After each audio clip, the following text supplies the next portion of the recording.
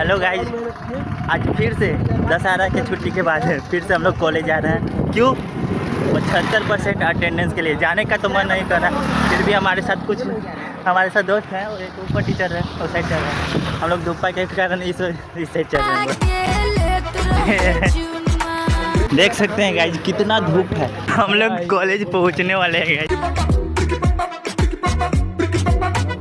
तो गाइस हमेशा की तरह हम लोग आज भी लेट हुए हैं और हम लोग जा रहे हैं तुरंत बायोमेट्रिक लगाने। देखिए गाइस, ये हमारा कॉलेज का बायोमेट्रिक।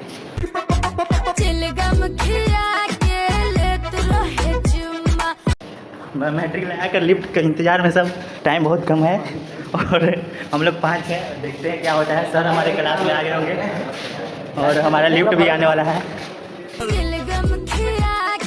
तो गाइस हमारे साथ ये हमारा इंतजार करता है क्योंकि सब लोग साथ में ही लगाएंगे। देखिए गाइस क्लास पूरी तरह फुल होगा, हम लोग एंट्री करें।